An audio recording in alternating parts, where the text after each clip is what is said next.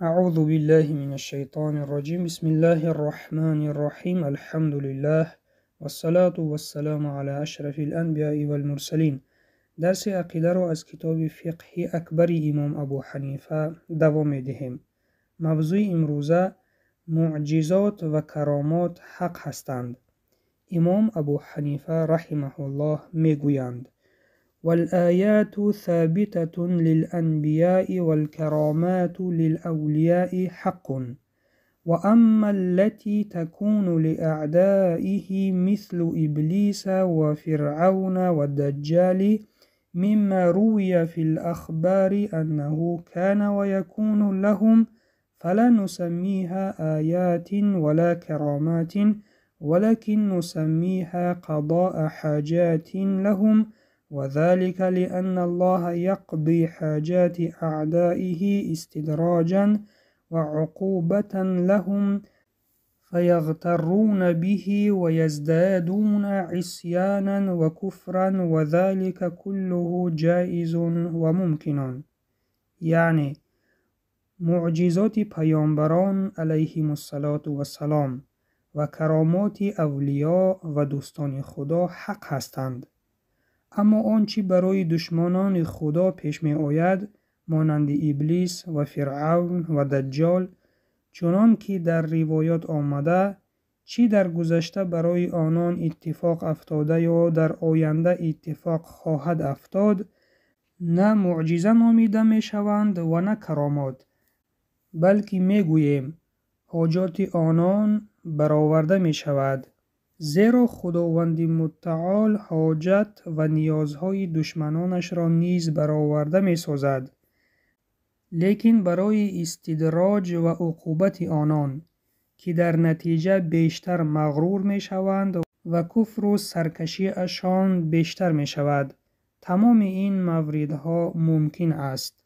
دوستان عزیز، در اینجا موضوع درباره 3 چیز است. یکم معجزه های پیامبران، دوم کرامات اولیا، سوم استدراج دشمنان خدا.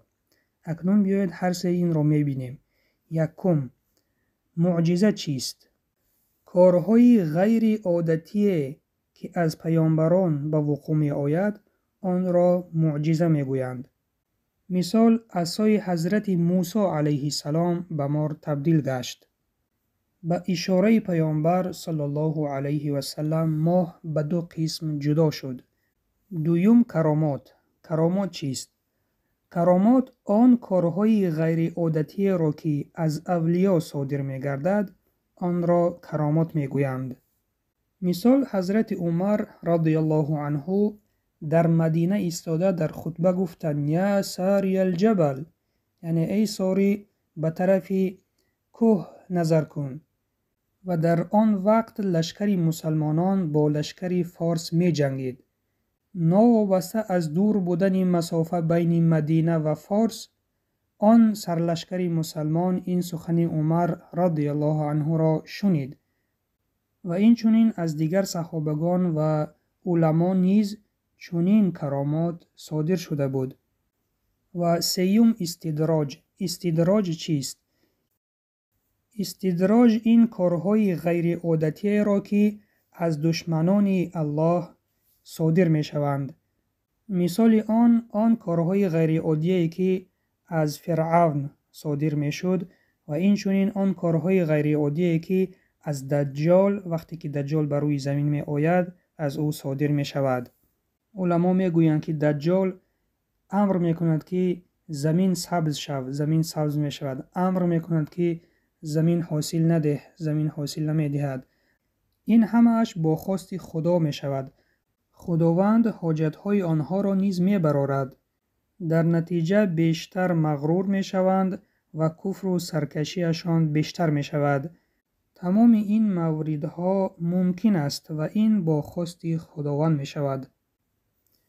اگر پرسند که چرا سرزدن چنین کار را از دشمنان الله حضرت امام اعظم جایز و ممکن گفتند، جواب می گوییم که از 2 جهت چنین گفتند. یکم، زیرا در بعض احادیث صحیح در سر زدن چنین کار از دشمنان خدا روایت شده است همچنان آمده است که دجال مرده را زنده خواهد کرد.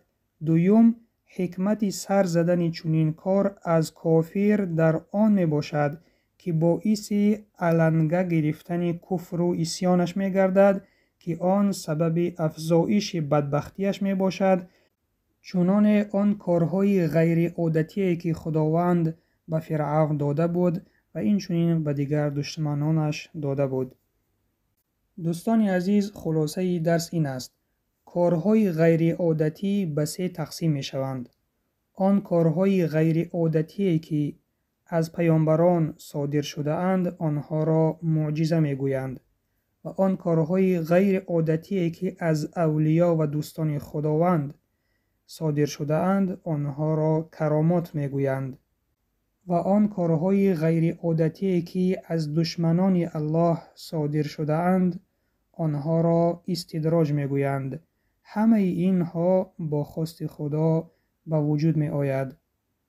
این بود پایان درس امروزه. سبحانك اللهم و بحمدک، نشهد ان لا اله الا انت، نستغفرک و نتوب الیک. السلام علیکم و رحمت الله و برکاته.